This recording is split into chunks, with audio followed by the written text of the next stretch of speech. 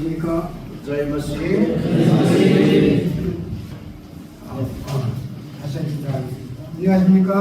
फेरि अहिले आउनु गर्छु। जय मसीह।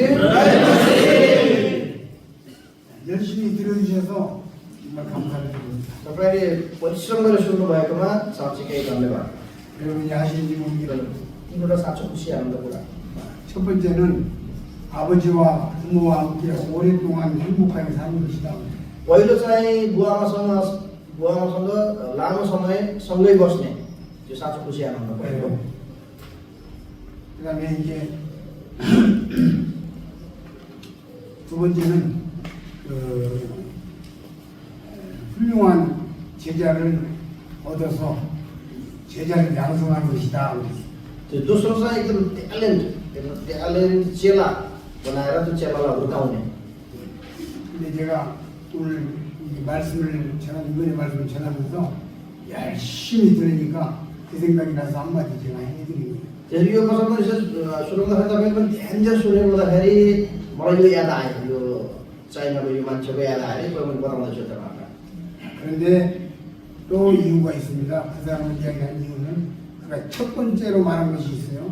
त्यसपछि तपाईँले यो कुरा बताउनु पहिलो यो कुरा बताउनुको कारण चाहिँ पहिलो 그는 하늘을 우러러 부끄러움 없이 사는 것이다 그랬어요. त्यसपछि माथि स्वर्गलाई हेर्दै हामी नसर्माउँदै स्वर्गमा गएर हामी नसर्माउने जीवन हामी जिउनुपर्छ। 그는 하나님을 믿는 사람이 아니기 때문에 하나님이라고 안 했지만 그는 하늘이라고 할 때 이 세상을 만드신 참된 하나님 아버지를 생각합니다. ऊ चाहिँ कम्युनिस्ट भएको हुँदा परमेश्वर शब्दमा प्रयोग गरेर अविश्वासी थियो, तर माथि देखाएर यसरी सृष्टिकर्ता परमेश्वर हुने देखाएर सृष्टिकर्ता परमेश्वरलाई जाँदा नसर्माउने जीवन जिउने उसको इच्छा चाहेको थियो। 하나님을 안 믿는 저 세상의 철학자도 하늘을 우러러 부끄러움이 살고 싶다라고 말했어요. त्यो परमेश्वरलाई विश्वास नगर्ने संसारको एउटा दार्शनिक पनि माथि देखाएर यसरी माथि गएर सर्माउनु नपर्ने जीवन जिउन उनले प्रयास गर्यो। 하물며 우리는 여호와 하나님을 알았기 때문에 여호와 하나님 앞에서 예수님 앞에서 부끄러움 없이 살고자 하는 그런 마음으로 지금 성경 공부를 하고 있는 거죠. तर हामी चाहिँ पिता परमेश्वरलाई चिनेर सृष्टिकर्ता परमेश्वर चिनेको मानिस भने भोलि हामी परमेश्वर अगाडि जाँदा प्रवेशको जाँदा हामी सर्माउनु नपर्ने त्यस्तो जीवनको लागि हामी बाहिर स्टडी गर्दैछौँ। 예, 오늘 부끄러움에 관한 얘기를 좀 하고 싶어요. अब म चाहिँ यो सर्माउने सम्बन्धमा केही कुरा गर्न चाहन्छु। 이 주님 말씀해 보니까 이게 아까 깨어서 멸류관을 받고 그 금메달을 따는 이런 사람들이 있는가 하면은 부끄러움을 당하는 사람들이 있다. अघि हामीले वचन विभिन्न वचनहरू हेऱ्यौँ, हामी जागा रहेर त्यसपछि गोल्ड मेडल पाउने त्यस्तो जनहरू पनि छ, तर अर्को त्यस्तो नपाउने नाक्सुने मान्छेहरू पनि छन्। 누가복음 12장 45절로 가겠습니다. अब हामी चाहिँ लुका 12को 45 पदमा जान्छौँ। लुका 12को 45। तर त्यस दासले आफ्नो मनमा मेरो मालिक आउन ढिलाउनु हुनेछ भनेर कमारा र कमारीहरूलाई पिट्न लाग्यो र त्यो खान पिउन र मात्न लाग्यो भने। 이렇게 되면 그 종이 마음에 생각하기를 주인이 더디오리라 하여 노비를 때려 더디오리라 하여 이제 주인을 기다리는 종으로서 첫날 말씀을 드렸죠. हामी हेर्छौँ भनेदेखि एउटा दासले आफ्नो मनमा भन्यो मेरो मालिक आउन ढिलाउनु हुनेछ। त्यसो मैले पहिला भने मालिक आउँदाखेरि पर्खने दासको बारेमा हामीले हेरेका थियौँ पहिला। 주인이 더디오리라 더디라는 말을 생각했습니다. तपाईँले पनि यहाँ विचार गर्नुहोस्, त्यो मालिक चाहिँ आउन ढिलाउनु हुनेछ, अझ ढिलो आउनु हुनेछ। 제가 이 오늘을 찾아보니까 더디라는 말은 더디는 오시지 않을 것이다 하는 뜻이 있어요. मैले यसको अर्थ मैले यसरी अहिले खोजेको, ढिलाउनु हुनेछ यसको अर्थ चाहिँ मालिक आउनुहुन्न होला, मालिक आउँदैन होला। 오늘 그리스인들을 이제 한국에서는 제가 이제 네팔에서는 네팔 선수들과 이렇게 부딪혀서 살지 않지만 한국에서는 한국 선수들과 이렇게 많이 알고 살잖아요. म चाहिँ नेपालमा नेपालको सन्तता तपाईँहरूसँग यसरी धेरै तछाडि मसलेर हामी जिएको होइन तर कोरियामा चाहिँ विश्वासीहरू जिउँदाखेरि तछाडि मसाल यसरी हुन्छ 그런데 주님이 오시지 않을 것처럼 사는 사람들이 매우 많이 있어요. अहिलेको विश्वासीहरू चाहिँ प्रभु नआउनु जस्तो विचार गरेर जिउने विश्वासीहरू धेरै छन् 이 더디란 말은 오시지 않을 것이다 하는 생각이라는 뜻입니다. यो आउन ढिलाउनु हुनेछ यसको अर्थ चाहिँ प्रभु आउनुहुन्न होला 그 다음에 끝내 나타나지 않다 하는 뜻이 있어요. उहाँ चाहिँ अन्तिममा प्रकट हुनुहुन्न होला 또 지체한다 그런 뜻이에요. 지체하다. 지체하는 건 미뤄진다. 뒤로. पछि आउनुहुन्छ होला भनेर पछाडि धकल्ने 빨리 실행이 안 된다. छिटो आउनुहुन्न छिटो हुँदैन यसो विचार 그 다음에 오랫동안 나타나지 않는다. लामो समयसम्म प्रभु प्रकट हुनुहुने छैन 또 시간이 걸리다.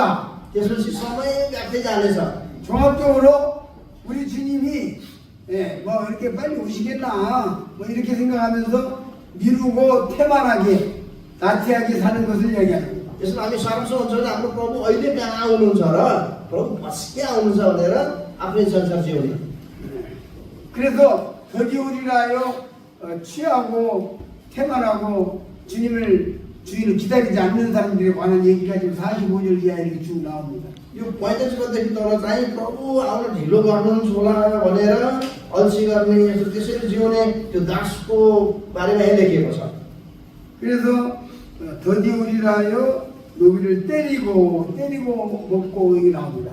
त्यसपछि मालिक आउन ढिलाउनु हुनेछ भनेर कमार कमारीहरूलाई पिट्न लाग्यो 때린다 하는 거예요. 노비를 때린다. आफ्नो कमार कमारीहरूलाई पिट्न लाग्यो 여러분 때리면 사람 누가 나를 때리면 아프죠? भनौँ कसैले मलाई पिट्छ भने दुख्छ नि 이게 무슨 말이겠어요? त्यसो यसको अर्थ चाहिँ के हो 우리는 주님을 정말 기다리는 사람은 다른 성도들의 마음을 아프게 하는 일을 해서는 안 됩니다. किन हामी प्रभुको आगमन पर्खने हामी जनहरू अर्को सन्तको मन दुखाउने कुरा गर्नु हुँदैन 장로들의 마음을 아프게 하는 사람들이 있어요. कहिलेकाहीँ त्यो मण्डलीको एउटा अगुवाको मनमा दुःख दिने मान्छेहरू पनि छन् 형제들의 마음을 아프게 하는 사람들이 있어요. कोही भाइहरूको बिचमा चाहिँ मनमा दुःख दिने मान्छे पनि छन् 예.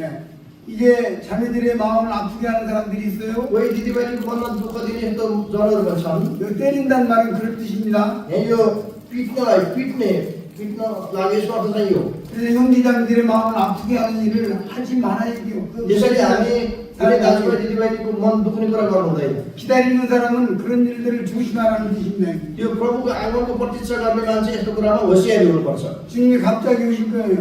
प्रभु चाहिँ अचानक आउनुहुनेछ 성경에 오실 거라고요. त्यसपछि बादलमा आउनुहुनेछ 어느 때 오실지 몰라요. 지금 갑자기 생각지 않은 시간에 오실 거예요. हामीले विचार नगरेको अचानक समय प्रभु आउनुहुन्छ 아 근데 형제하고 싸우고 있는데 주님 오시면은 싸우고 있는 게 이렇게 보는 거예요. 주님. कुनै भाइसँग विश्वास भाइसँग झगडा गर्दै गर्दा प्रभु आउनुभयो भने 아, 자매하고 다투고 있다가 주님 맞으면 되겠습니까? भनौँ कुनै दिदीबहिनीसँग झगडा गर्दा चोट परेको बेला प्रभु आउनुभयो भने हुन्छ 아 이게 교회 집회 빠지고 세상에 가서 놀다가 주님 오시면 되겠습니까? भनौँ तपाईँ यो मिटिङमा नआइकन अथवा मण्डली मिटिङमा नआइकन संसारमा रमाउँदा डान्स गर्दाखेरि त्यतिखेर प्रभु आउनुभयो भने हुन्छ 생각지 않는 날 갑자기 오십니다. हाम्रो प्रभु हामीले नसोचेको समयमा अचानक आउनुहुनेछ 아, 그런데 이제 육신적인 삶을 살아요.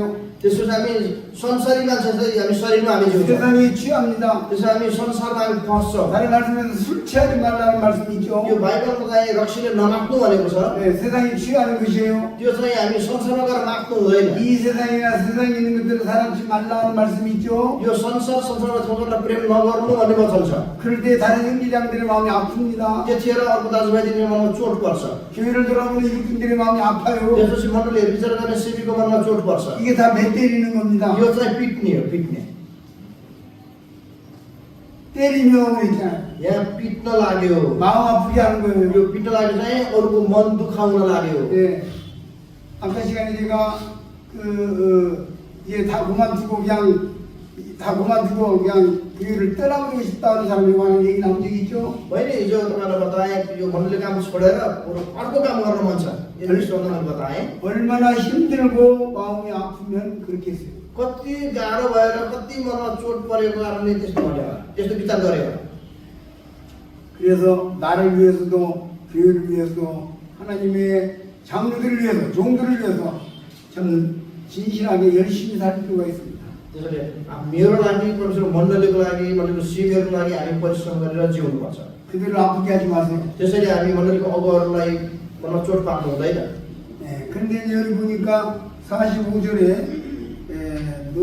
노비를 때리며 먹고 마시고 취하게 되면 그랬습니다. हामी यो 45 पद हामी हेर्छौँ भनेदेखि कमार र कमारीहरूलाई पिट्न लागेर त्यो खान पिउन र मात्न लाग्यो भने मात्न लाग्यो। 자, 먹는 것은 육신의 몸으로 먹죠. हामी यो खानेकुराहरू हाम्रो शरीरको लागि खान्छौँ भने 마시는 것도 육신이 마시는 거죠. यो पिउने पनि हामी शरीरको लागि पिउँछौँ।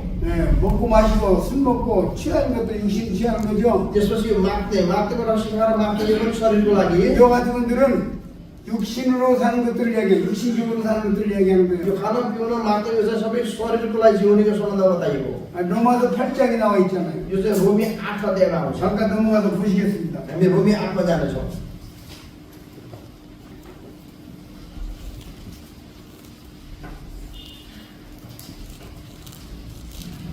로마서 8장 5절을 보시겠습니다. रोमी 8 को 5 पद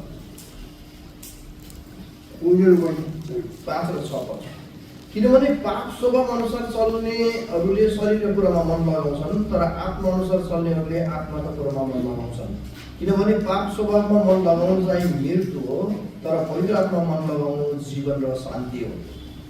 이제 여기 보니까 육신의 일을 쫓는 자가 나옵니다. यहाँ चाहिँ पाप स्वभाव अनुसार चल्ने, 또 육신의 생각을 하는 자들이 나옵니다. त्यसपछि शारीरिक विचार अनुसार चल्ने मान्छेको बारेमा आउँछ। 또 8절에 보면은 육신에 있는 자들, 육신적인 상황을 이야기합니다. त्यसपछि 8 पद हेर्छौँ भने पाप स्वभावको वशमा हुनेहरू, 구원받은 하나님의 자녀가 하나님의 교회 안에서 자기 위치에서 자기 상황에서 뭔가 하나님을 위해서 일을 해야 할 것입니다. त्यो उद्धार मुक्ति पाएको परमेश्वरको सन्तान चाहिँ मण्डलीमा कसरी त्यो परमेश्वरको महिमाको लागि काम गर्नुपर्छ।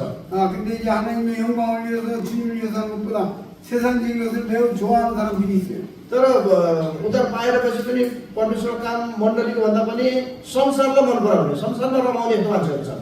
제가 이렇게 주변에 구원받고 온 55년간 살면서 보니까 어떤 성도들은 하나님에게 팁을 주는 사람이 있어요. 팁을 준다고. मैले यसरी प्रभु सेवा गर्दाखेरि उद्धार मुक्ति पाएको मान्छेहरू पनि परमेश्वरलाई टिप्स दिने, एक्स्ट्रा पैसा दिने, त्यस्तो दिनेहरू छन्। यसको 설명을 하겠습니다. म यो बुझाउँछु टिप्स दिने सम्बन्धमा। 헌금을 하는데 있는 힘을 다하여 하나님의 교회를 위하여 열심히 헌금하는 것이 아니라 त्यो भेटिहाल्दाखेरि सबै भरप्रयास गरेर भेटिहाल्ने चाहिँ होइन। 쓰겠습니까? 팁? 이렇게 팁? अनि हामीले रेस्टुरेन्ट होटलमा गएपछि टिप्स अलिकति पैसा दिन्छ नि इच्छा अनुसार, त्यो गर्न मात्रै हुन्छ। बरु यसरी दियो भने हुन्छ नि। 헌금통에 헌금을 하는데 그냥 한 일주일 동안 나 봐줬으니까 고마워. 팁. भेटी पनि परमेश्वर मलाई एक हप्तासम्म यसरी सुरक्षा दिनुभयो, बचाउनु भयो, अलिकति हामी होटल रेस्टुरेन्ट गएर खाना खाए जस्तै बिल तिरेको होइन, एक्स्ट्रा पैसा दिए जस्तै थोरै यसरी दिने परमेश्वरलाई। 그런 헌금하지 마세요. त्यस्तो भेटी नहाल्नुहोस्, 하나님이 팁 받을 뿐이 아니에요. किनकि त्यस्तो टिप्स लिने परमेश्वर हुनुहुन्न। 우리 지옥 갈 사람을 살려줬잖아요. हामी पापमा जाने मान्छेलाई परमेश्वरले बचाउनु भयो नि। 그리고 지금도 우리 생명을 지켜주고 있잖아요. अहिले हाम्रो प्राण पनि बचाउँदै हुनुहुन्छ नि। 고맙고 감사해서 죽을 힘을 다해서 하나님 앞에 헌금을 드려야 그게 깨어있는 사람의 모습이에요. हामी भरप्रयास गरेर धन्यवाद दिउँदै सकेसम्म यसरी दिने त्यो चाहिँ परमेश्वरको जन्म, उद्धार पाएको जन्म। 한 번 더 설명하겠습니다. म अझ व्याख्या गर्छु। 또 이제 제가 미국에 가보니까 미국에서 이제 식당에 가봤어요. म चाहिँ अमेरिका गएँ, अमेरिकाको रेस्टुरेन्टमा गएँ। 거기는 반드시 팁을 줘야 합니다. त्यो अमेरिकन रेस्टुरेन्टमा खाना खाएपछि बिल तिरेर पनि एक्स्ट्रा पैसा टिप्स दिनुपर्छ। 10%나 15% 팁을 10% अथवा 15% टिप्स दिनुपर्छ। 근데 이제 나 밥 먹는데 날려가지고 했으니까 수고했어. म यहाँ खाना खाँदै पानी भोजन सबै तिमीहरू गऱ्यौ वेटरले होइन, म अलिकति टिप्स थोरै टिप्स दिन्छु म। 그래서 팁이 이제 조금 주고 옵니다. त्यसपछि थोरै हामी दिन्छौँ, $1, $2 थोरै। 하나님이 우리에게 팁을 받기 위해서 우리를 구원하신 거 아니에요. परमेश्वरले हामीबाट टिप्स लिनको लागि हामीलाई उदारपति गर्नुभएको होइन। 하나님이 돈이 없어서 헌금을 하라고 한 것도 아니에요. फेरि परमेश्वरसँग पैसा नभएर हामीलाई भेटिहाला भन्नुभएको पनि होइन।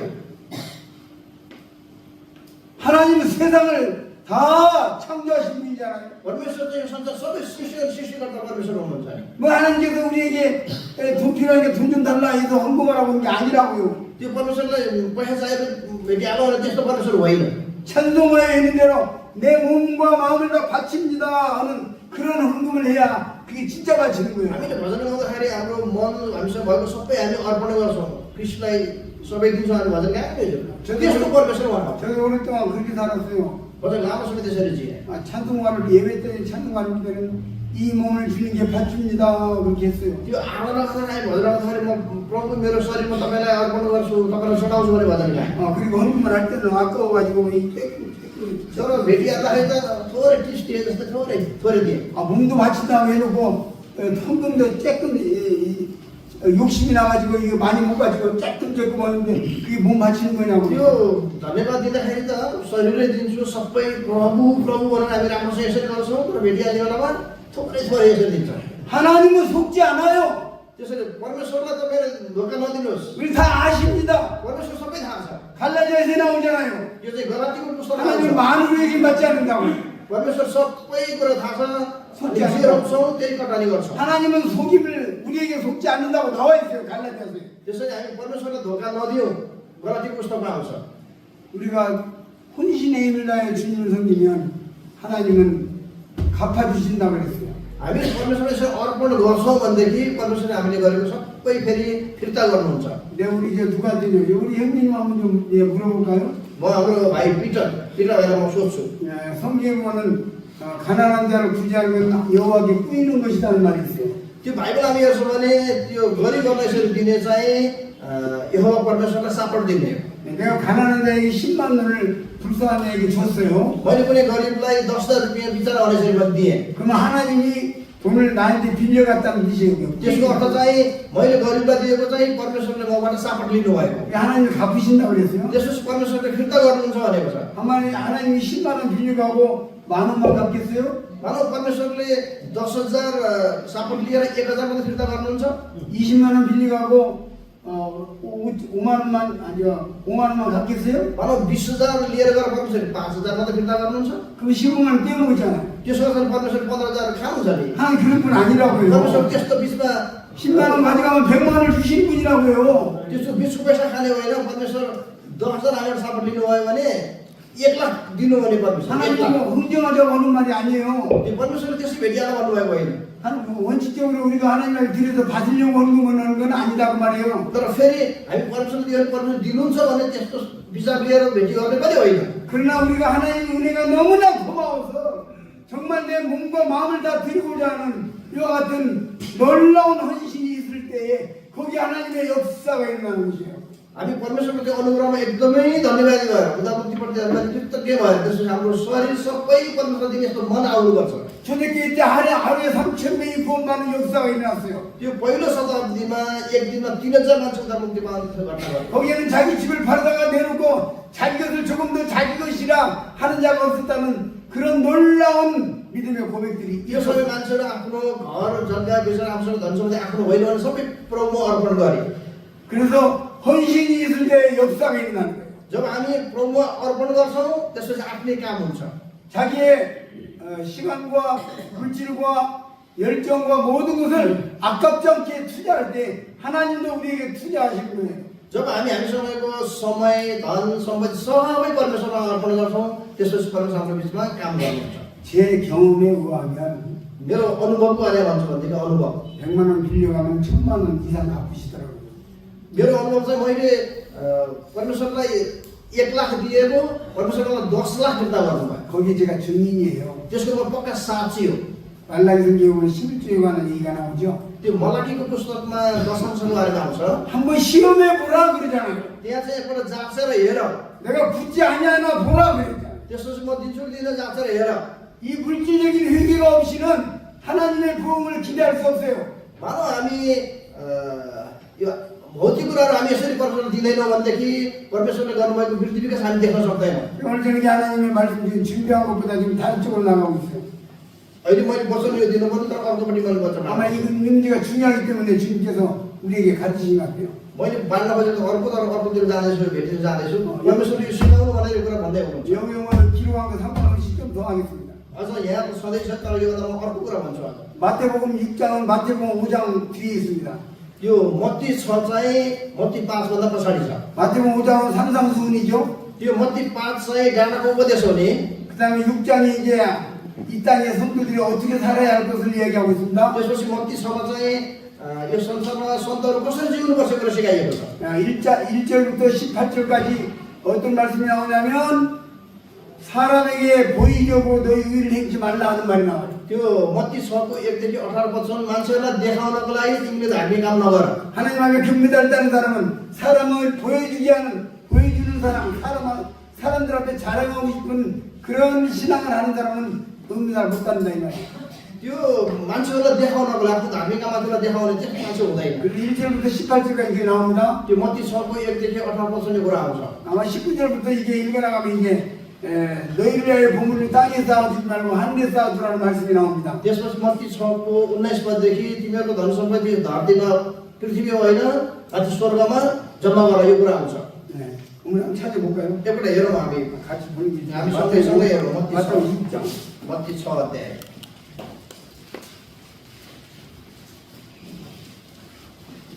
आफ्नो निम्ति पृथ्वीमा धन सम्पत्ति नथुप भएर 네, 6장 19절부터 보시죠. हामी 6को 19देखि हामी हेरौँ। 19절만 일단 읽겠습니다. पहिला आफ्नो निम्ति पृथ्वीमा धन सम्पत्ति नथुप जहाँ किरा र खियाले ती नष्ट पार्छन् र जहाँ चोरहरूले घर परिणति चोर छन्। 여기 보니까 너희를 위하여 보물을 땅에 쓰지 말고 하늘에 쌓아두라고 그랬어. हामी हेर्छौँ भने आफ्नो निम्ति पृथ्वीमा धन सम्पत्ति नथुप। 그는 종이나 동물이 해하지 못한다고 그랬어. यहाँ चाहिँ किरा र खियाले त्यो नष्ट पार्छ। 네 보물이 있는 것은 내 마음도 있다고 그랬어요. त्यसपछि तल 21मा हामी हेर्छौँ भने किनकि जहाँ तिम्रो धन हुन्छ त्यही तिम्रो मन पनि हुन्छ। 하늘나라의 소망을 가진 사람은 하늘나라에 투자합니다. भनौँ स्वर्गको आशा राख्ने मान्छे चाहिँ स्वर्गमा लगानी गर्छ। 네 보물이 있는 것은 내 마음이 있다. त्यसपछि जहाँ तिम्रो धन छ त्यही तिम्रो मन छ। 근데 놀라운 일이 있습니다. तर अचम्मको कुरा यहाँ छ। 22절을 보세요. हामी 22 पद हामी हेरौँ। 눈은 몸의 득불이니 그러므로 내 눈이 어두성하면 온몸이 밝을 것이요 이 말씀이 있습니다. आँखा शरीरको बत्ती हो यसकारण यदि तिम्रो आँखा स्वास्थ्य छन् भने तिम्रो सारा शरीर उज्यालो हुनेछ। 여러분 이 물질을 하나님 앞에 들으는 이야기를 하다가 느닷없이 눈 얘기를 합니다. तब यहाँ आफ्नो धन सम्पत्ति परमेश्वरलाई दिने कुरा गर्दा गर्दा फेरि आँखाको कुरा आउँछ। 그래가지고 22절 23절은 눈 얘기를 했어요. त्यो 22-23 पदमा आँखाको बारेमा बताइएको छ। 눈이 어두운 눈과 눈이 밝은 눈을 이야기했어요. यहाँ चाहिँ उज्यालो आँखा र अँध्यारो आँखाको बारेमा बताइएको छ। 그러더니 24절에서 다시 물질 문제로 돌아갑니다. त्यसपछि फेरि 24मा गएर फेरि धन सम्पत्ति फर्केर गएको छ। 하나님 앞에 물질 얘기하다가 눈 얘기를 하다가 물질 얘기로 돌아갑니다. पहिला परमेश्वरलाई दिने धन सम्पत्तिको कुरा गरेको 19, 20, 21मा त्यसपछि आँखाको कुरा गरेको फेरि 24 पछिमा आएर फेरि धन सम्पत्तिको बारेमा कुरा गरेको। 이게 무슨 얘기일까요? यसको अर्थ चाहिँ के हो? 여러분 한 10초만 생각 좀 해봅시다. तपाईँहरू 10 सेकेन्ड विचार गर्नुहोस्। 물질 얘기하다가 पहिला धन सम्पत्तिको कुरा गरेको 눈 얘기하다가 फेरि आँखाको कुरा गरेर 물질 얘기로 돌아갔습니다. फेरि धन सम्पत्तिमै गयो फेरि। 왜 그럴까요? किन यस्तो गरेको?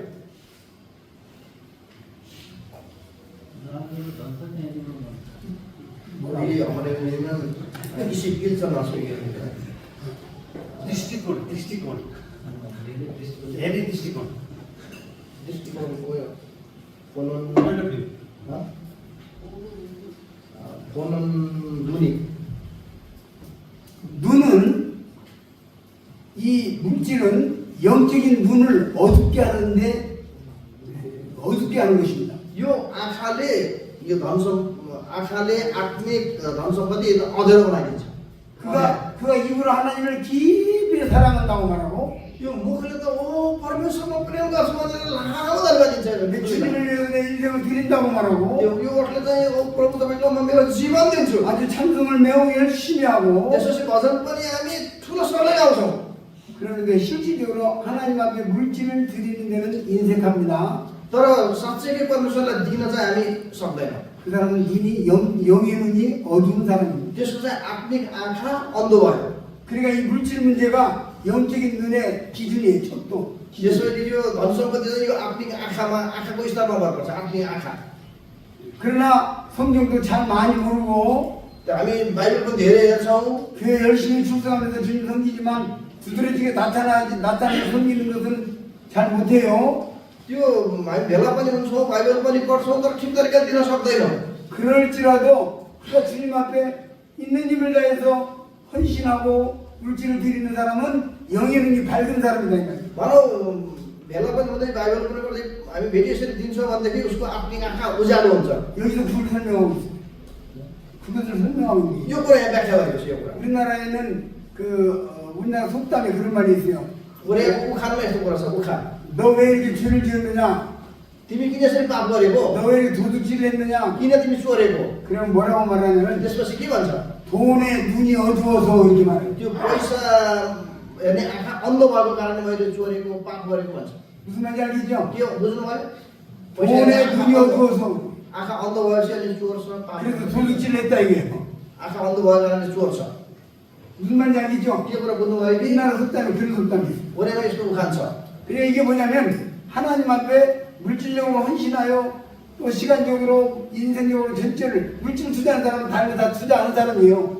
त्यो चाहिँ जो परमेश्वरको आँखा उज्यालो छ उसले धन सम्पत्ति सबै अर्पण गर्ने, दिने, वचन गर्ने, बेलाउने सबै गर्छ। 사실 물질적으로 하나님 앞에 인색한 사람은 아무것도 안 하는 사람이라고 말할 수가 있어요. परमेश्वरलाई धन सम्पत्ति अर्पण यस्तो नगर्ने, भेटी राउँछ नगर्ने मान्छे त्यो परमेश्वरलाई केही पनि गर्दैन भन्न सकिन्छ। 굉장히 중요합니다. त्यसरी एकदमै यो महत्त्वपूर्ण खण्ड हो। 저 야고보서 같은 데 보면 내가 너를 사랑하노라 너를 사랑해 너를 사랑한다고 말하면서 형제가 배고픈데 밥을 안 사주는 것은 사랑에 다 나와 있잖아요. यो याकुबको पत्रमा याकुब 3:4मा आउँछ होला, म पुरै भाइलाई म प्रेम गर्छु, तपाईँलाई भोक लाग्यो होला, कुराले सबै राम्रो गर्छ तर खाने भोक लाग्यो भने खानेकुरा केही पनि दिँदैन कि बोल्दैन भने के अर्थ छ? 배고픈 사람에게 평안히 가라 고요히 가라 그러고 헐벗은 사람에게 평안히 가라 그러면 그 죄라고 나와 있잖아요. भनौँ भोक लागेको मान्छे तिमी शान्तिसँग छौ, गएर पेट भएर मतलब कुरा मात्रै गर्छौ भने त्यो चाहिँ पाप हो। 이게 다 물질과 안개 있는 말들이잖아요. त्यो पनि भोक लागेको मान्छेले खानेकुरा दिनुपर्छ, धन सम्पत्ति दिनुपर्छ। 굉장히 중요한 거예요. त्यसरी यो अति महत्त्वपूर्ण हो। 그게 선악과예요. 돈은 선악과라고 해요. 알고 보면 선악과가 가진 의미가 있다. यसको अर्थ यो पैसा चाहिँ असल जस्तै हो। 먹음직도 하고 보함직도 하고 지혜롭게 하면 탐스럽기도 한 것이잖아요. 선악과가. त्यो उत्पत्ति 3मा आदम र हवाले चाहिँ 먹음직하고 먹음직하고 त्यो खाना रहर लाग्दो, 보함직하고 त्यो हेर्न रहर लाग्दो, 탐스럽고 त्यसपछि अब के हो तेस्रो चाहिँ 그것이 돈이잖아요. त्यो चाहिँ सबै पैसा पैसा। 자 물어보겠습니다. म तपाईँलाई सोध्छु फेरि, 돈 싫은 사람 한번 손 들어보세요. तपाईँ पैसा मन नपरेमा जानु जानु सक्दैन? 난 돈 싫어. मलाई पैसा मन पर्दैन, 돈 귀찮아. पैसा यो झ्याउ, 나 있는 거 싹 너 가져가고 싶은 거 귀찮아. मलाई पैसा 손 들어봐요. आज उचाल्नुहोस् न एकपल्ट, एकजना मात्रै उचाल्दैन, यो सबै उचाल्दैछ यहाँ। पैसा मन नपर्ने हो, खोल्टी पैसा सबै यहाँ ल्याउनु। 저 뒤에 어떤 사람이 이렇게 들라고 가다가 보니까 아니니까 이렇게 했어. यो पछाडि गएर मान्छे त हात सुधार्ने यसो गरे फेरि अरू लोकले यसो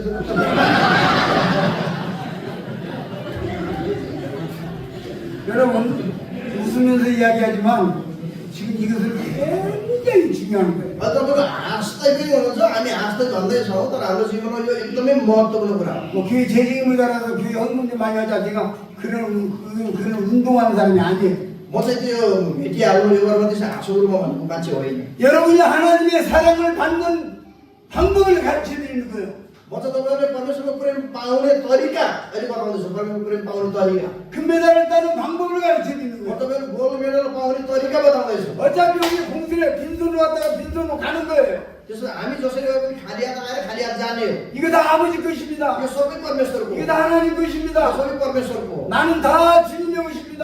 म चाहिँ सबै परमेश्वर, 나는 없습니다. मेरो आफ्नो छैन। 이날 내가 아가들 통해서 보여드렸죠? यो चाहिँ हामी आकाश श्रेष्ठ गीतको पुस्तकमा यो कुरा छ। 나는 없어졌잖아요. 아가들 보니까. त्यहाँ म चाहिँ छैन।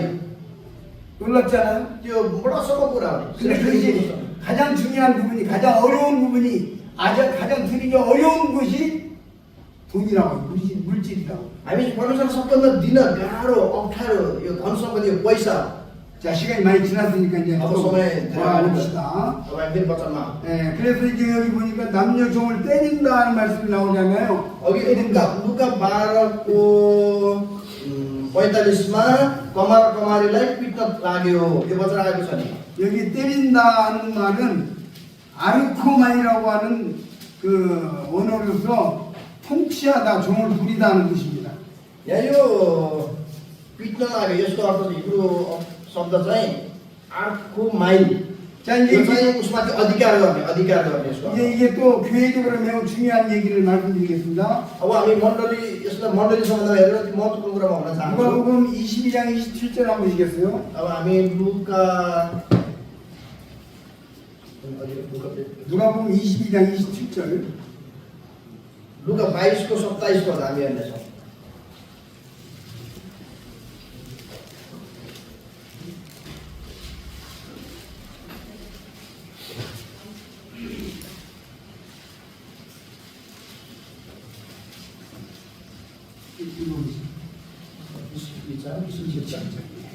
बाइसको 27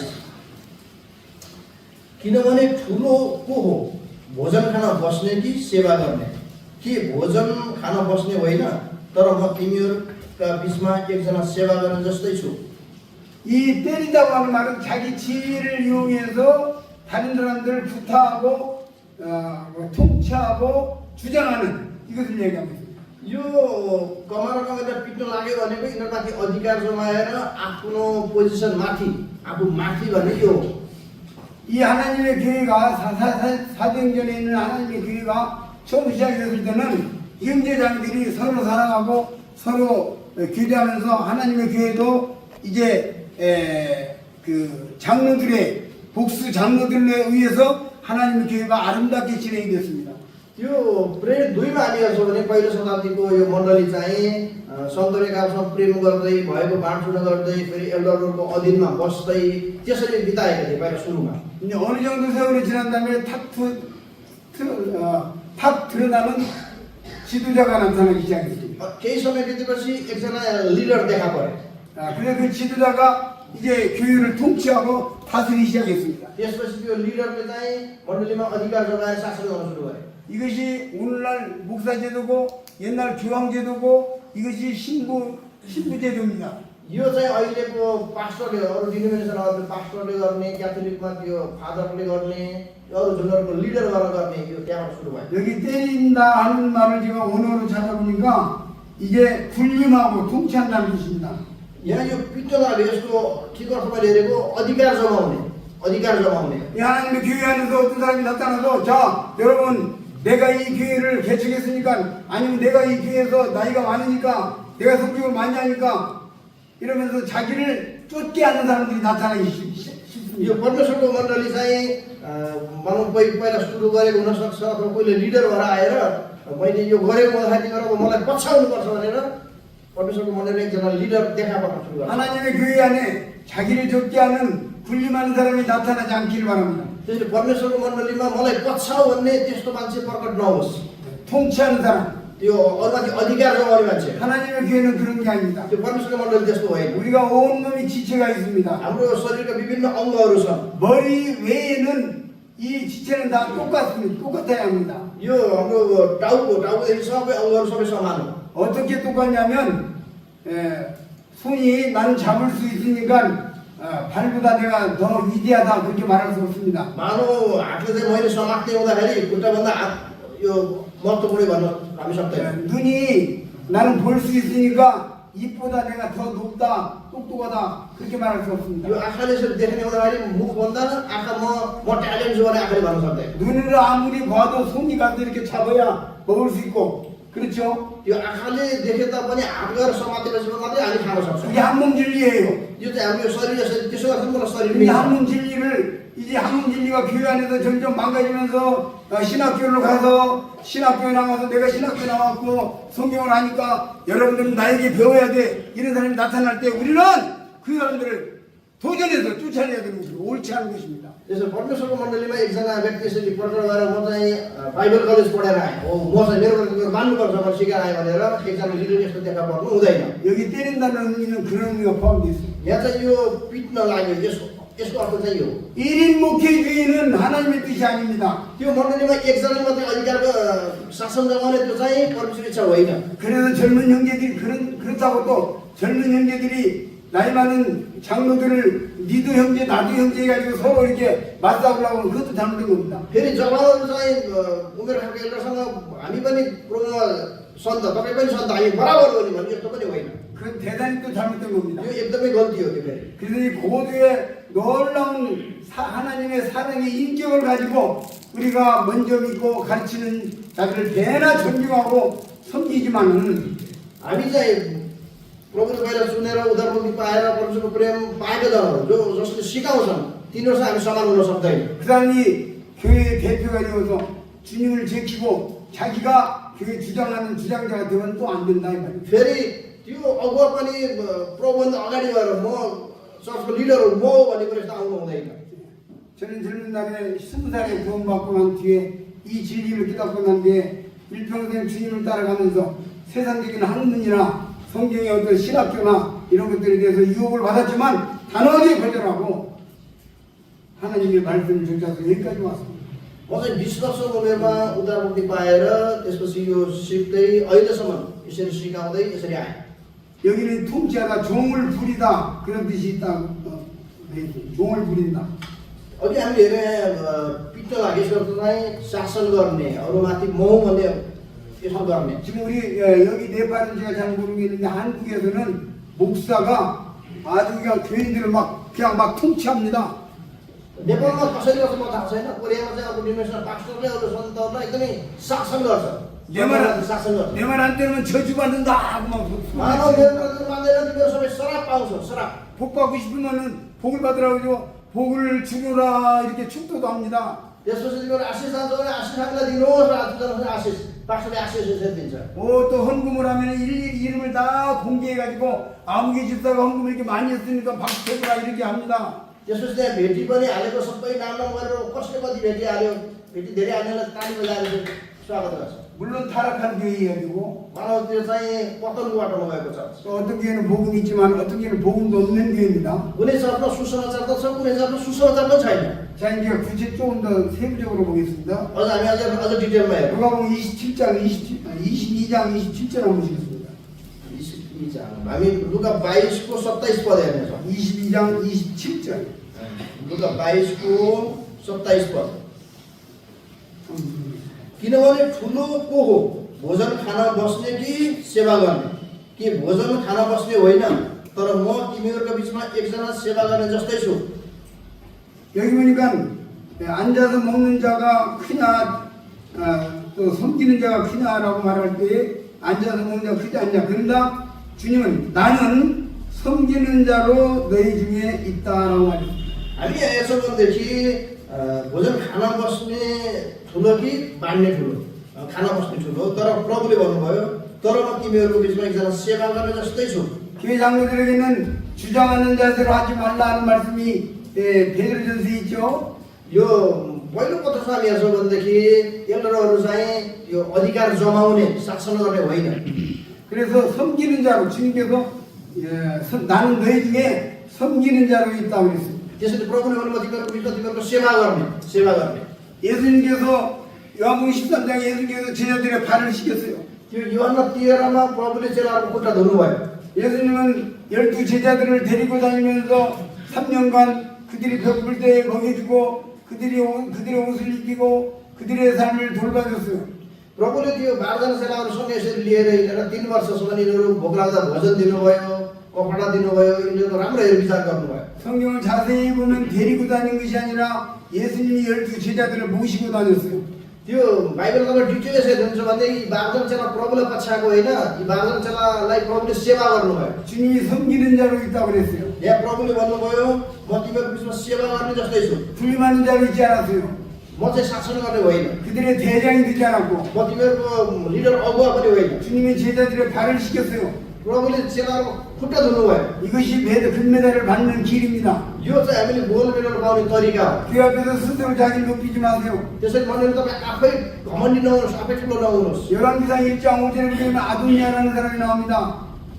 पहिलो राजा एकको राजा एकको पाठमा अदोनिया राजाको बारेमा आउँछ। 그 아도니아라는 사람이 이제 내가 스스로 왕이 되겠다는 말을 했습니다. यो अदोनिया भन्ने मान्छेले म आफै राजा भए भनेर विचार गर्छ। 그는 왕이 되지 못하고 죽었습니다. तर पछि राजा नभइकन मर्यो। 그러나 하나님은 솔로몬을 데리다가 왕을 삼았습니다. तर परमेश्वरले सोलोमनलाई ल्याएर राजा बनाउनु भयो। 하나님이 세운 지도자가 진짜 지도자입니다. त्यसो परमेश्वरले स्थापित गर्नुभएको अगुवा पक्का अगुवा। 내가 스스로 지도자가 되겠다 이거 옳지 않은 것입니다. म आफै अगुवा भन्ने चाहिँ यो चाहिँ मिल्ने कुरा होइन। 성도들이 보고 당신은 우리를 돌아보는 목자다 하고 존경하는 사람 그분들이 하나님의 교회 종들이 일꾼이 되는 것입니다. त्यो सन्तहरूले हाम्रो बगानको अगुवा उहाँ हुनुहुन्छ भने सन्तहरूले यसरी मान्यता दिने त्यो चाहिँ बगानको अगुवा हो। 이거 일꾼들 얘기만이 아닙니다. यो चाहिँ सेवियरको शब्द मात्रै होइन। 여러분 열심히 형제를 섬기세요. तपाईहरु परिश्रम गरी आफ्नो दाजुभाइहरूको सेवा गर्नुहोस्। 자매들을 섬기세요. दिदीबहिनीको सेवा गर्नुहोस्। 그들을 높이세요.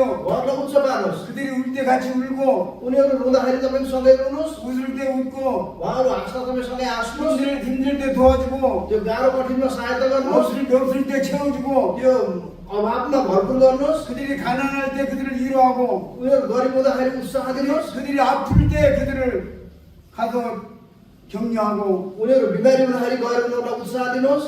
이 섬기는 자가 늘 금메달을 따는 것이에요. यसरी सेवा गर्नेले गोल्ड मेडल पाउँछ। 자 이제 또 좀 더 진행해서 अब हामी 보시겠습니다. अगाडि जाउँ। 이제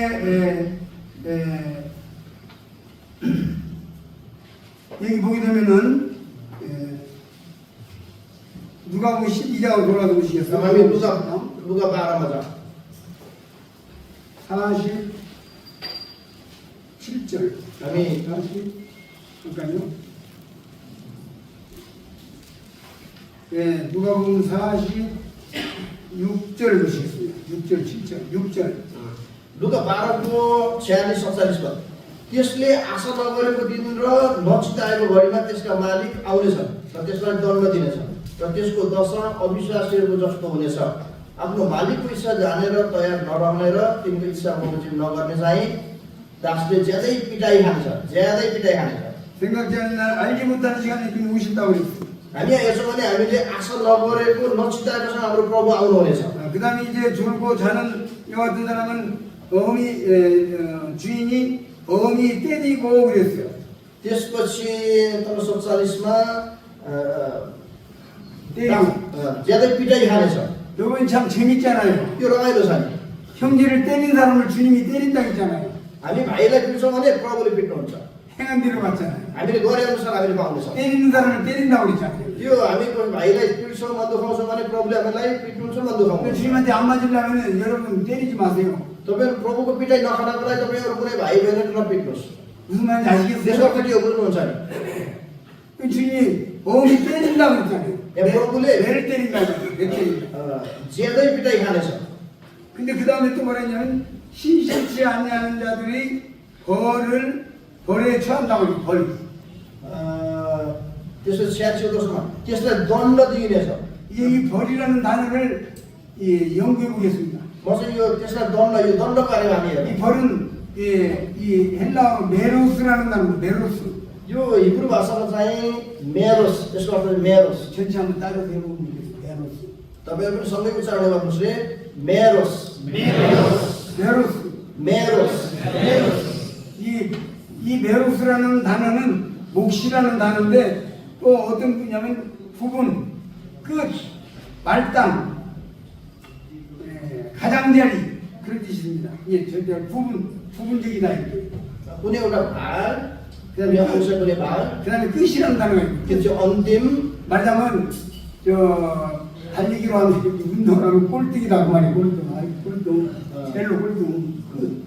끝 भनेको अन्तिम। 무슨 말인지 알겠어요? यसको अर्थ बुझ्नुभयो कि बुझ्नु भएन? 그다음에 말단은 저 제일 낮은 사람. अर्को चाहिँ सबभन्दा तल हो चाहिने तल। 그다음에 저 가장자리. त्यसपछि अन्तिमको सिट अन्तिम। 또 저 한쪽 측면. त्यसपछि पर छेउमा। 그 다음에 조금이라는 단어, त्यसपछि थोरै, 그 다음에 일부라는 단어. त्यसपछि थोरै भाग। 이게 무슨 말이냐면 यसको अर्थ चाहिँ के हो भने दण्डको बारेमा बोल्दै हुनुहुन्छ। 1등 면류관을 타고 이 저 금메달을 받고 왕관을 쓰는 사람이 왕관을 쓰고 하나님의 그 상급을 받을 때에 받는 자리에 그 말입니다.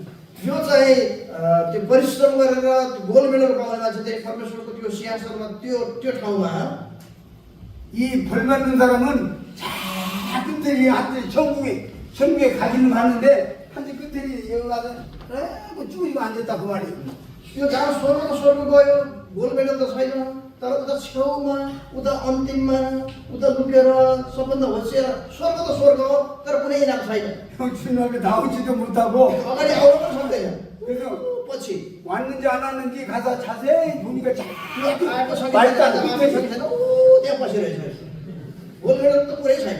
부끄러움을 당하는 것이 त्यो चाहिँ एकदमै शर्माउनु पर्ने, 정말 이게 부끄러움을 당하는 거예요. एकदमै शर्मित हुनुपर्ने, एकदमै शर्माउनु पर्ने। 그래서 이게 부끄러워. 그러니까 교회 안에서 성도를 섬기는 게 아니라 군림하고 자기 잘나치고 아 형제는 가만히 있어 이런 소리나 해야 되고 아니 자네도 똑바로 해 똑바로 지는 바로 하지 않으면서 똑바로 해 이런 사람 이런 말 하는 त्यस्तो 사람 त्यस्तो मान्छे चाहिँ चर्चमा आएर सेवा गर्ने होइन, दाजु तपाईँ राम्रो गर्नु, दिदीबहिनी तपाईँ राम्रो गर्नु, यो कुरा मात्रै गर्छ। आफू गर्दैन फेरि। 그런 사람이 세상에 가가지고 진난에 가가지고 저 아주 끝에 त्यस्तो मनले अब त्यस्तो गर्ने मान्छे स्वर्गमा गएर त्यो छेउमा, 그때 가서 गोल्ड छेउमा, अन्तिममा 하여튼 끝에 가서 벌 받고 त्यो पछाडि गएर यसरी दण्ड पाउन सक्छ। 얼마나 부끄러워. त्यसरी शर्माउने छेउमा बसेर 이 메로스라는 단어 이게 이 메로스라고 하는 이 거지라고 하는 이 단어는 정말 우리 이 소름이 끼치는 얘기예요. 소름이 끼친다. 이게 두려운 얘기다. यो उहाँले यो दण्डको बारे हामी हेर्दैछौँ। मेरोस भन्ने कुरो चाहिँ एकदमै डरलाग्दो। स्वर्ग त स्वर्ग हो, स्वर्ग नाम पनि छैन, अगाडि पनि छैन, सबभन्दा पछाडि एकदमै शर्माएर लुकेर बस्नु। 물론 우리가 지옥 가지 않고 천국 가게 됐으니까 천국에 가게 됐으니까 우리는 엄청난 복을 받았어요. 그 자체도. तर हामी नरकमा गइकन स्वर्ग हामी पुग्यौँ भने ठुलो आशिष त पायौँ। स्वर्ग त स्वर्गमै छौँ। 지옥에 가서 몸부림을 치면서 막 몸부림을 불쑥해서 몸부림 치하는데 거기 면하고 여기 왔으니까 그것으로 성공을 했어. त्यो नरकमा गएर धेरै दुःख कष्ट गरेर छटपटिनु पर्थ्यो, तर नरक त नगइकन स्वर्गको पल्लो छेउमा तर छटपटिनु त पर्दैन, तर शर्माउनु पर्छ। 그러나 천국에 가서 तर हामी स्वर्ग गएर 그럼 나오면 되겠냐고. हामी स्वर्ग गएर शर्माउने जस्तो जीवन जिउनुहुन्छ त? 다니엘서 12장 2절 하면 हामी दानियल 12 को 2 पद हेर्नेछौँ। दानियल 12 को 2 12장 2절 दानियल 12 को 2 पृथ्वीको धुलोमा सुतेका भेडहरू उठ्नेछन्, केही अनन्त जीवनको लागि र अरूहरू चाहिँ शर्म र अनन्त तिरस्कारको लागि। 여기 12절에 보니까 수욕을 받아서 치욕을 받아서 무궁히 부끄러울 자도 있다는 말씀이 यो अरूहरू चाहिँ शर्म र अनन्त तिरस्कारको लागि। 이게 부끄러움을 당하는데 100년 거기 조금만 부끄러움 당하는 게 아니라 뭐가 끝없이 부끄러움을 당한다. यो सर्व पनि केही समयको लागि होइन, त्यो अनन्त लामो समय तिरस्कारको लागि। स्वर्ग त स्वर्ग हो। 저는 한국에서 얼마 전에 제가 어떤 형제를 책망한 게 있어요. मैले कोरियामा कुनै भाइले यसरी मैले गाली गरेँ। 아니 이렇게 이야기를 하는데 갑자기 그 형제가 뭔 말 하다가 천국에 가면 우리가 다 똑같아질 거니까 이런 말 했어요. मैले यसरी कुरा गर्दै थिएँ, त्यो भाइ आएर बिचमा हामी स्वर्ग हामी सबै बराबर समान हुन्छ नि भन्छ। 그래서 제가 무슨 소리야 그랬어요. के कुरा गरेको यस्तो? 총기한테 다 똑같아지면 열심히 하는 사람 뭐 하는 거야? तिम्रो म बराबर छ भने परिश्रम गरेको के अर्थ भयो? 희생하고 헌신하는 사람들은 뭐냐고? त्यो सबै अर्पण गरेर प्रभुले भरपर्छ जिउने अर्थ के भयो? 그거 뭐 적당히 다 살고 다 똑같아지니까 적당히 그냥 그렇게 살지 뭐 한다고 열심히 전도하고 고생해. स्वर्ग सबै समान हुन्छ भने अब कता गरेर जे भइहाल्यो नि। 아 저만 봐도 그래요. मलाई हेर्छ भने पनि त्यस्तो। 아 내가 저 남아공 지금 9월달에 가야 되는데 25시간 비행기 타고 25시간 가야 돼요. त्यो गएको वर्ष सेप्टेम्बरमा उहाँ दक्षिण अफ्रिका जानुभयो 27 घन्टा 25 घन्टा प्लेन चढेर जानुपर्छ वहाँ गएर म त्यो परिश्रम गर्दैछु म 너무 힘들어요. एकदमै गाह्रो 25 घन्टा प्लेन चढेर जानु 이렇게 앉아서 이러고 앉아서 25시간 있다고 생각해 보세요. तपाईँ यसरी बसिराख्नु 25 घन्टा बिताएर 그 옆에 같이 옆에 이렇게 하지도 못하고 이렇게 하지도 못하고 यतापट्टि मेन्दैन यतापट्टि मेन्दैन 25 घन्टा 이게 고문 받는 거예요. 고문 받는 거라고 고문.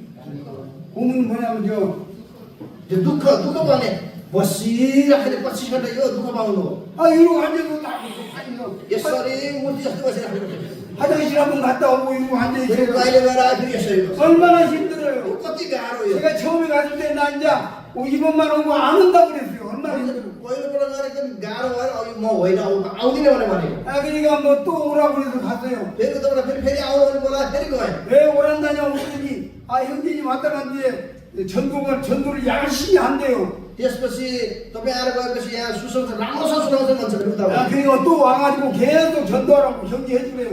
फेरि आएर सुसमाचार सुनाउनु धेरै उत्साह दिनु भन्छ उताबाट बोलाउँछ 근데 저 힘들어. 우리가 천국에 가가지고 열심히 산 사람이나 적당히 산 사람이나 똑같아진다면 우리가 열심히 살 필요가 없어요. के कुरा भन्दै हुनुहुन्छ भने कोही प्रभुलाई परिश्रम गरेर लगानी गर्दैछ जिउँदैछ तर कोही अलग गर्दैछ स्वर्ग सबै बराबर हुन्छ भने परिश्रम गरेर किन जिउनु पर्यो 공의 하나님이 아니라고요. हाम्रो परमेश्वर न्यायवान परमेश्वर हुनुहुन्छ 공평한 하나님이 아니시라고. त्यो परमेश्वर सबैले समानसँग गराउनुहुन्न 그래서 메르스라는 단어는 정말 하나님 나라에 가서 창피하고 부끄러움을 당하는 수치를 당하는 그런 것을 말씀하시고 있어요. जुन अहिले हामी दण्डको बारेमा हेर्छौँ यो दण्ड चाहिँ मेरोस यसको अर्थ चाहिँ हामी स्वर्ग र स्वर्ग गएर पनि एकदमै शर्माउनु लज्जित हुनुपर्ने तिरस्कार यस्तो हुनुपर्ने त्यस्तो ठाउँ 순간을 위해서 투자하겠습니까? 영혼을 위해서 투자하겠습니까? तपाईँहरू एकछिनको लागि लगानी गर्नुहुन्छ कि अनन्तको लागि लगानी गर्नुहुन्छ 이 땅을 위해서 투자하겠습니까? 하늘나라를 위해서 투자하겠습니까? तपाईँहरू यस धरतीको लागि पृथ्वीमा लगानी गर्नुहुन्छ कि स्वर्गको लागि लगानी गर्नुहुन्छ 결단하시기 바랍니다. तपाईँहरू अहिले मन तोक्नुहोस् 예, 이 메르스라는 단어는 요한복음 13장에서도 사용이 됐습니다. हामी यो शब्द चाहिँ योहन्ना 13 को 8 मा पनि आउँछ 요한복음 13장. योहन्ना 13 को 8 पद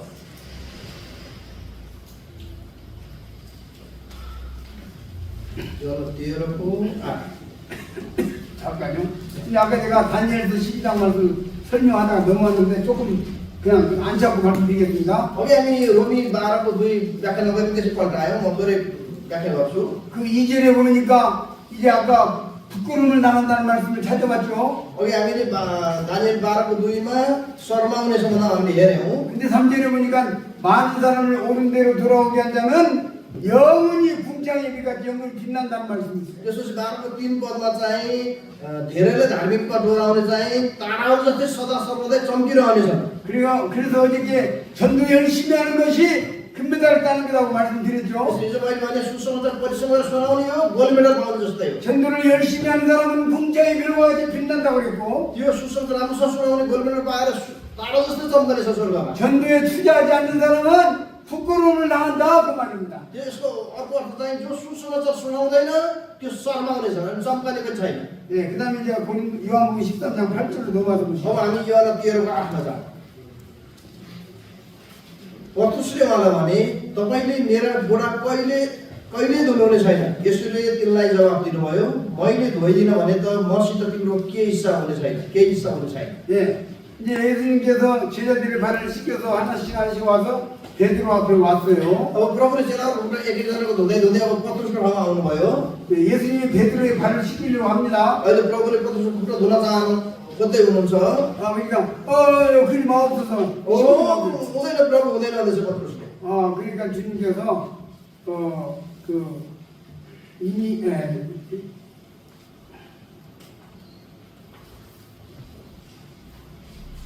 그러니까 금방 8절 이야기했어요. 내가 너를 씻지 아니하면 너와 상관이 없다 그랬어요. त्यसपछि प्रभुले भन्नुभयो मैले धोइदिन भने त मसित तिम्रो केही हिस्सा हुने छैन 그러니까 베드로가 하는 말이 그러면 त्यसो भए 온몸을 씻겨주셔. मेरो सबै शरीर धोइदिनुहोस् प्रभु भन्छ पत्रुसले 우리 이 무교한 자는 발만 씻으면 된다. त्यसपछि प्रभुले भन्नुभयो नुहाइसकेको मानिसलाई बुढा बाहेक अरू केही धुनु आवश्यक छैन 결국은 이 말 해석하면 우리는 구원받을 때 십자가의 피로 구원받을 때 온몸이 다 목욕을 하는 것입니다. हामी कल्पना क्रुसमा विश्वासले उद्धार मुक्ति पाउँदा हाम्रो सबै शरीर नुहाइसक्यो। 그 다음에 이제 우리가 목욕을 하는 사람이 걸어다니다 보면 이 발에 이제 여러 가지 때가 묻고 더러운 것이 묻잖아요. हामी नुहाएको मान्छेको यसरी हिँड्छ भने खुट्टा फोहोर हुन्छ नि। 그래서 수시로 씻겨야 되겠죠. यसरी हामी खुट्टा धुनुपर्छ। 근데 여기서 누가 씻겨요? त्यसमा गोडा कसले धुँदै हुनुहुन्छ? 예수님이 씻겨주잖아요. प्रभुले धुँदै हुनुहुन्छ। 우리가 구원받은 이후에도 수시로 주님께서 우리들 발을 씻겨줘서 우리가 이렇게 사는 겁니다. हामी उद्धार मुक्ति पाएपछि नि प्रभुले हाम्रो गोडा धोइदिएर हामी विश्वासी मान्छेहरू जिउँदैछौँ। 우리가 똑똑해서 착실해서 사는 게 아니에요. हामी चाहिँ असल भएर एकदम ट्यालेन्ट भएर होइन। 우리가 똑똑하고 머리가 좋아서 사는 게 아니에요. हामी असल भएर दिमाग राम्रो घुमेर होइन। 우리가 지혜가 많고 무슨 능력이 많아서가 아닙니다. हामी बुद्धिमान भएर ज्ञान बुद्धि भएर होइन। 주님께서 우리 발을 씻겨주시는 거예요. प्रभुले हाम्रो गोडा धोइदिनु भएको।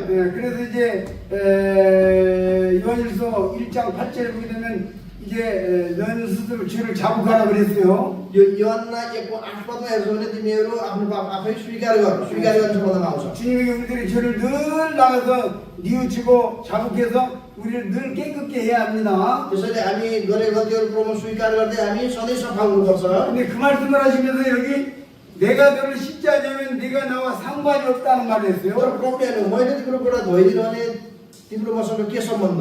여기 상관이라는 말이 또 매롭습니다. यहाँ चाहिँ एकदमै मसँग के हिस्सा हुन्छ होइन सम्बन्ध? यो एकदमै महत्त्वपूर्ण छ।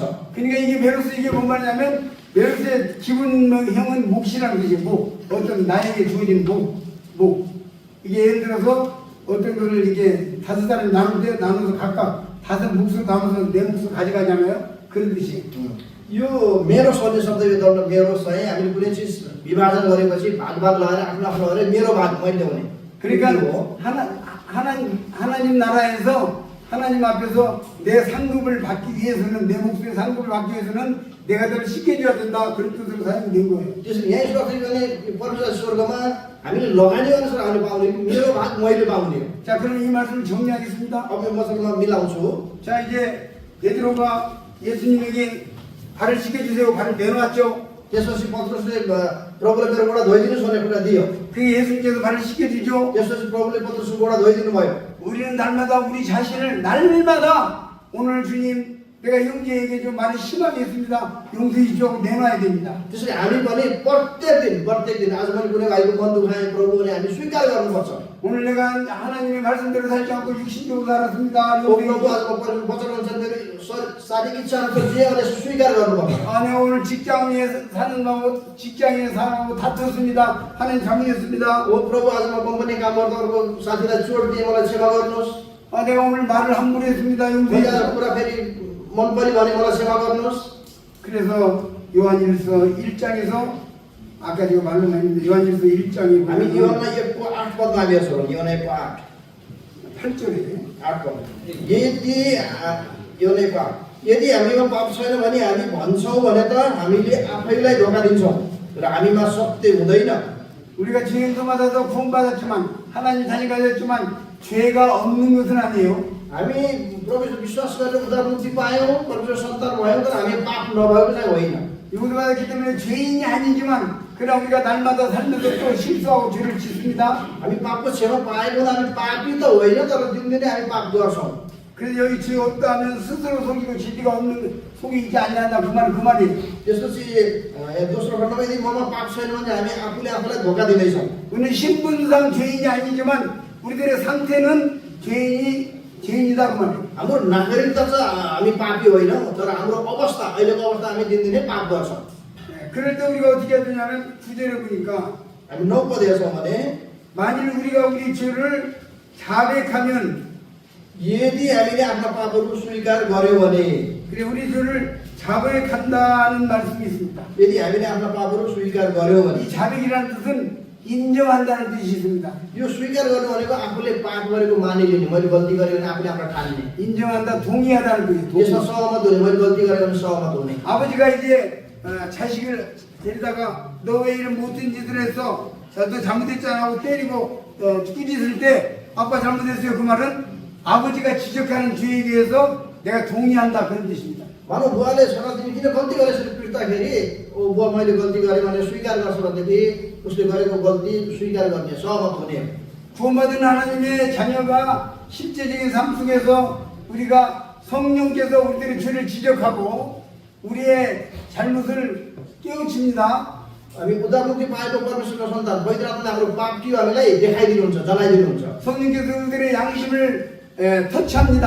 त्यसपछि पवित्र आत्मा परमेश्वरले हाम्रो आत्मा हाम्रो विवेकलाई छुनुहुन्छ, टच गर्नुहुन्छ।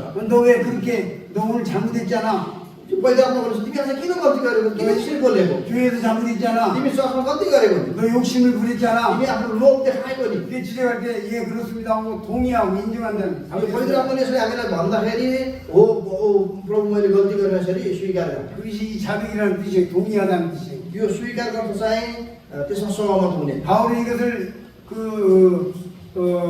사도행전 24장 1절에서 형제들아 내가 범사에 양심을 따라 섬겼노라는 말을 하고 있습니다.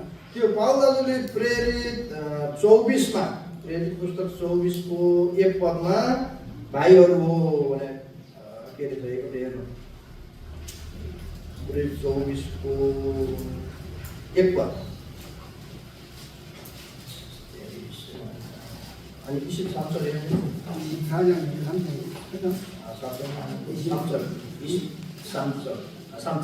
3장 पाउलले महासभातिर तक्ला हेरेर भने भाइ हो आजको दिनसम्म परमेश्वरको दृष्टिले मैले शुद्ध विवेकले जीवन बिताएको 23장 1절. 예. 그래서 내가 양심을 따라 섬겼다고 했습니다. यहाँ चाहिँ मैले शुद्ध विवेकले जीवन बिताएको छु। 성령께서 여러분과 나의 양심을 터치한 것입니다. त्यो पवित्र आत्मा परमेश्वरले हाम्रो विवेक टच गर्नुहुन्छ। 그래서 우리의 양심에게 우리 양심을 지적하면서 우리의 잘못을 깨닫게 합니다. त्यो पवित्र आत्माले हाम्रो आत्मासँग यसरी गरेर हाम्रो गल्ती के हो देखाइदिनुहुन्छ। 그럴 때 주님 잘못했습니다 하고 뉘우치는 거 이것이 우리에게 상급을 받게 합니다. त्यतिखेर प्रभु मैले गल्ती गरेँ भने यसरी हामी स्वीकार गर्नुपर्छ। 자, 그 다음에 이제 한 단어를 찾으면서 빌립보서 3장 19절 말씀을 마지막으로 보시겠습니다. अन्तिममा हामी फिलिपी 3को 19 पद हामी हेर्नेछौँ। फिलिपी 3को 19 अन्तिम त्यो वचन हेर्नेछौँ। फिलिपी 3को 19 विनाश तिनीहरूको अन्त्य हो, पेट तिनीहरूको ईश्वर हो र तिनीहरू आफ्ना शर्ममा गौरव गर्छन् र तिनीहरूको मन संसारी कुरामा लागिरहन्छ। 예, 십자가의 원수를 행하는 사람들의 얘기가 나옵니다. यहाँ चाहिँ त्योभन्दा माथि हामी हेर्छौँ भने पुरुषका शत्रु जस्तो जीवन जीवन मान्छे भएर आउँछ। 예, 여기서 이제 바울은 빌립보 교회를 향하여 많은 사람들이 십자가의 원수를 행한다고 그랬어요. अहिले पाउल प्रेरित दाजु चाहिँ फिलिपी मण्डलीद्वारा धेरै मान्छेहरू पुरुषको शत्रु जस्तै जिउँदैछन्। 십자가는 죄인들을 위하여 예수께서 자기 몸을 내어주신 것입니다. त्यो पुरुष चाहिँ प्रभुले पापीहरूलाई आफ्नो शरीर दिनुभएको। 근데 어떤 성도가 내어주는 것보다도 내 욕심만 부린다면은 그것은 십자가를 반대로 행하는 것입니다. मानव कुनै सन्त चाहिँ प्रभुप्रति कृतज्ञ आभारी नभइकन लोभ मात्रै गर्छ भनेदेखि त्यो पुरुषको शत्रु जस्तै भएर जिउने। 십자가는 예수님께서 자기의 자존심을 다 내려놓고 죽어주신 십자가입니다. त्यो पुरुष चाहिँ के हो? त्यो हाम्रो प्रभु हाम्रो लागि मर्नुभयो भने म पनि प्रभु येशूको सँगसँगै मरेको थिएँ। 근데 형제자매들 가운데서 자존심이 상한다. 나 자존심 상한다니까 지금 기분 나쁘다니까 이런 것들 나 십자가에 원수를 행하는 거예요. त्यसैले मेरो आफ्नो प्राइड छ नि, मेरो आफ्नो इज्जत के छ नि, म त्यसरी कहाँ गर्न सक्छु र त्यसरी हामी भन्छौँ भनेदेखि उद्धारमुक्ति पाएको छन् त्यो चाहिँ पुरुषको शत्रु जस्तै भएर जिउने हो। 그래서 거기에 대해서 이제 뭐라고 하냐면 저희의 맞춤은 멸망이 요하는 말씀이 있습니다. त्यसपछि 19मा विनाश तिनीहरूको अन्त्य हो।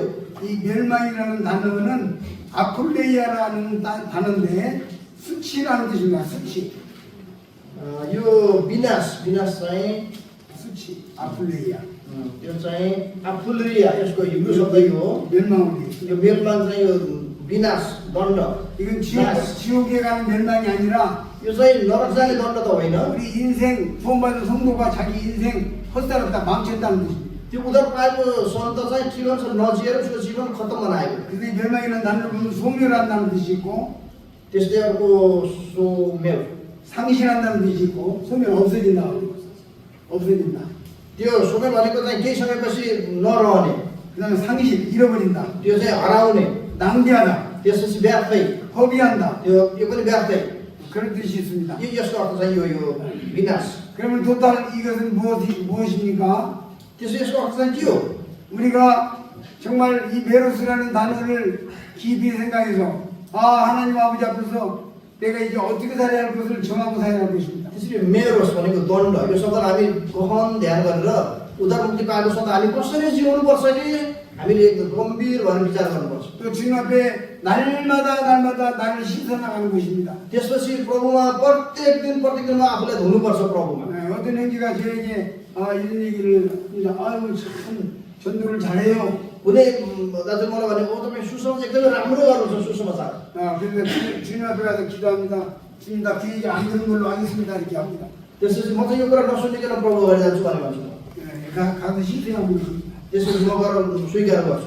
내가 칭찬을 들어도 씻어야 되고 म चाहिँ त्यो अर्कोलाई प्रशंसा गरेर होइन, 내가 실수하고 잘못했어도 주님 앞에 나가서 뉘우치고 씻어야 돼. प्रशंसा पाउनु मात्रै होइन, मैले गल्ती के गर्दा पनि प्रभु अगाडि प्रभु माफ गर्नुहोस् यसरी म भन्छु। 그래서 자기를 깨끗게 할 때에 하나님 앞에 상급을 받는 것이죠. जब आफूले आफूलाई शुद्ध पाउँछौँ तब हामी परमेश्वरमा हामीले इनाम पाउनेछौँ। 이제 요한일서 3장 2절 보시고 हामी 요한일서 3장 2절 पहिलो योहन्ना 3को 2 पद हेरेर हामी सिद्धाउँछौँ। पहिलो योहन्ना 3को 2 पद। प्रिय हो, अहिले हामी परमेश्वरका सन्तान हौँ र हामी के हौँला सो अहिलेसम्म प्रकट भएको छैन। यति जान्दछौँ कि जब उहाँ प्रकट हुनुहुन्छ तब हामी उहाँ जस्तै हुनेछौँ, किनकि उहाँ जस्तो हुनुहुन्छ हामी उहाँलाई त्यस्तै देख्नेछौँ। 여기 보니까 이제 장래에 나타나는 것이 되면은 우리가 주님 앞에 우리가 나타난다고 그랬어요. हामी यसो हामी प्रभु अगाडि प्रकट हुनेछौँ। 근데 우리가 바울처럼 또 바울도 만나고 예수님도 만나고 또 제자들도 만나고 아브라함도 만날 것입니다. हामी माथि गएर हामी अब्राहम, स्वयं प्रभु येशू ख्रीष्ट, पावल, प्रभुका चेलाहरू हामी सबै भेट्नेछौँ। 그런데 여기 3절에 보니까 이런 말씀 3절 하면 있는 것이 तेरो 3 पदलाई हेर्नुहोस्, 3 छ भने अनि जस्तो उहाँ पवित्र हुनुहुन्छ उहाँमाथि यो आशा राख्ने हरेक मानिसले आफूलाई पवित्र पार्छ। 주를 향하여 이 소망을 가진 자마다 자기를 깨끗게 한다고 그랬어요. उहाँमाथि यो आशा राख्ने हरेक मानिसले आफूलाई पवित्र पार्छ। 여러분 우리가 열심히 주와 복음을 위해서 전도하고 교회를 위해서 충성하고 헌신하고 살아갈 때 जब हामी परमेश्वरको मण्डलीमा प्रभुको लागि परिश्रम गरेर सुसमाचार सन्देश हामी जिउँदा, 우리가 전도에 집중할 때 जब हामी परमेश्वरको वचनलाई मनन गर्दा, 우리는 깨어있는 जा가 되어서 जब हामी त्यतिखेर हामी जागा रहेर 멸류관을 받게 될 것입니다. त्यो हामीले मुकुट पाउनेछौँ। 백성도 있고 हामीले 100% पनि पाउनेछौँ, 100%। 땅도 있고 त्यसपछि 땅 सबभन्दा पहिला हामी जिरो पनि हुनेछौँ। 그리고 권력도 있는 실세 왕이 될 것입니다. हामी 100% मुकुट पाउने, त्यसपछि शक्ति सामर्थ्य भएको हामी राजा हुनेछौँ। 능력 있는 왕이 될 त्यो 것입니다. शक्ति सामर्थ्य भएको राजा हुनेछौँ। 영원한 나라에서 त्यो अनन्तको राज्यमा 능력 있는 하나님의 인정받는 왕으로서 영토를 가지고 통치하는 왕이 될 것이냐? त्यो सर्वशक्तिमान परमेश्वरको राज्यमा हामी राजा हुने कि 그럼 아니 창피하고 부끄러워가지고 तर माथि गएर लुकेर बस्ने, तिरस्कारित भएर यसरी बस्ने कि। 이건 여러분의 남은 생애를 어떻게 살아가느냐에 따라 달려있는 것입니다. अब तपाईँको बाँकी जीवन तपाईँहरू कसरी जिउनुहुन्छ त्यसमा कुरा भर पर्छ। 여기에는 모든 분들이 하나님 나라에서 왕으로서 하나님이 인정하는 왕으로서 나타날 수 있게 되시기를 바랍니다. यहाँ तपाईँहरू सबै परमेश्वर राज्यमा शक्ति सामर्थ्य राजा भएर प्रकट हुनुहोस् भन्ने म चाहन्छु। 이상으로 마치겠습니다. म यहाँ सिद्धाउन चाहन्छु। 약간 시간이 지나서 죄송합니다. अलिकति समय बढी भयो, माफ गर्नुहोस्।